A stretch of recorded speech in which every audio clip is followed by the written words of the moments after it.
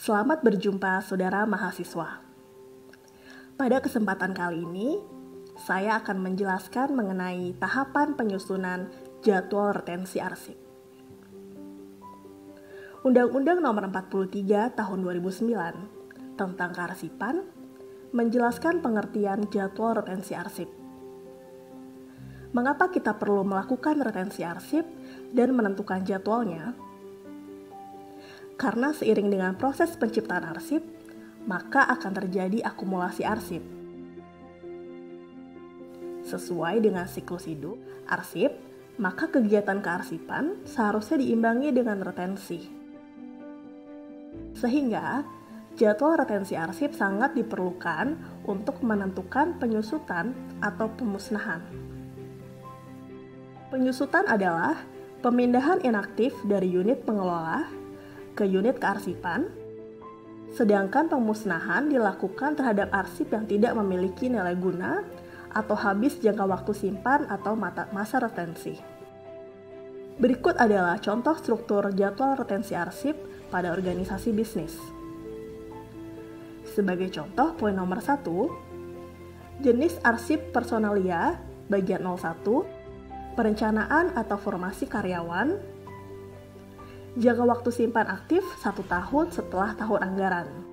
Sedangkan jangka waktu inaktif selama 2 tahun dengan keterangan permanen untuk kebijakan dan musnah untuk dokumen korespondensi rutin.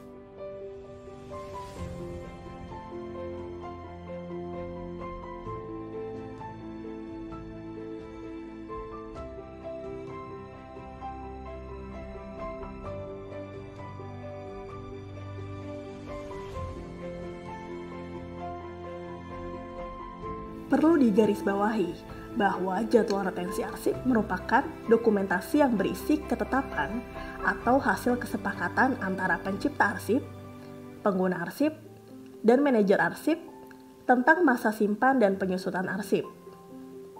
Sehingga, untuk memperoleh hasil yang maksimal dan mengurangi terjadinya konflik di masa depan, maka tahapan penyusunan JRA harus dilakukan dengan benar.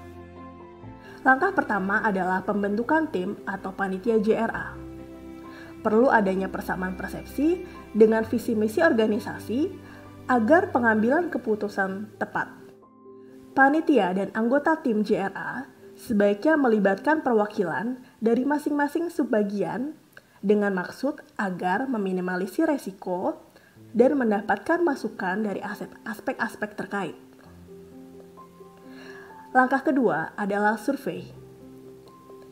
Baik survei organisasi maupun survei arsip bertujuan untuk memahami seluk-beluk organisasi seperti fungsi, tujuan, struktur organisasi, kegiatan kearsipan di organisasi.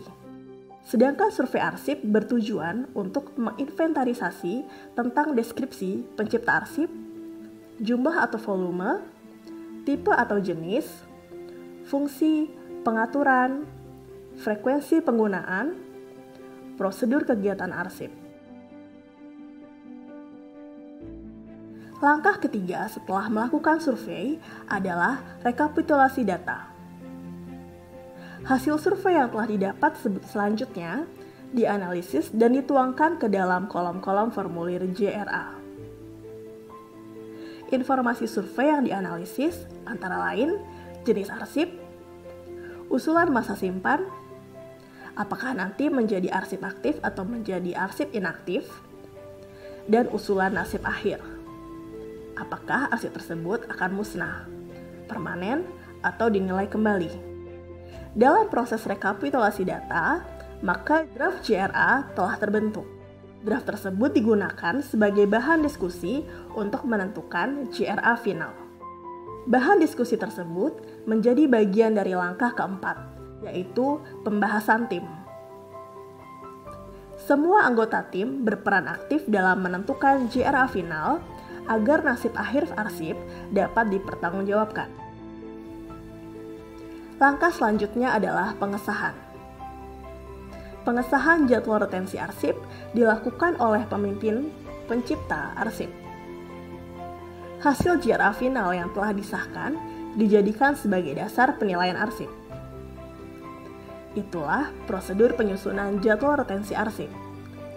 Terima kasih, semoga bermanfaat dan selamat belajar.